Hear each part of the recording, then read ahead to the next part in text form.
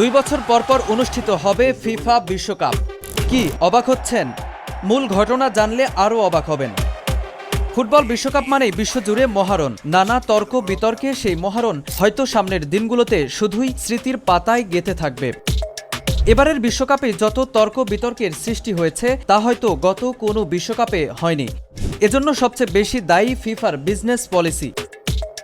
আমেরিকার বিশ্বকাপকে বলা হচ্ছে ফিফার ব্যবসায়িক বিশ্বকাপ। হাইড্রেশন ব্রেক আর সবকিছুর চড়া মূল্যের কারণে দারুণ ব্যবসা করেছে ফিফা।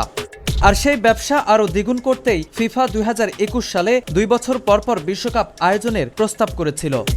তবে ওয়েফার বিশ্বকাপ বর্জনের হুমকির মুখে শেষ পর্যন্ত সেই পরিকল্পনা থেকে সরে আসে সংস্থাটি।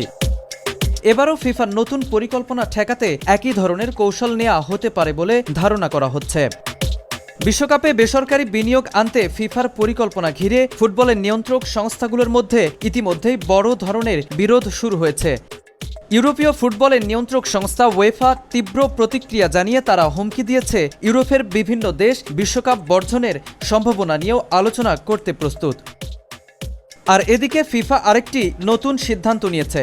তারা ফিফা ফরওয়ার্ড এন্টারপ্রাইজ নামের একটি নতুন প্রতিষ্ঠান গঠনের পরিকল্পনা করছে। এই প্রতিষ্ঠানের কাজ হবে বাণিজ্যিক সত্ত্ব যেমন সম্প্রচার, স্পন্সরশিপ, টিকিট বিক্রি ও লাইসেন্সিং এবং শেয়ার বিক্রি নিয়ে কাজ করা। তবে ওয়েফা এবারও প্রস্তাবের তীব্র সমালোচনা করে বলেছে ফিফা তার সীমা অতিক্রম করছে। আর এটা নিয়েই নতুন করে প্রশ্ন উঠছে, ভবিষ্যতে কি তাহলে শুধু বিজনেসের দিকেই ছুটবে ফিফা? যদি তাই হয় তাহলে বিজনেস ধরে রাখতে কি আসলেই ফেয়ার ফুটবল সম্ভব?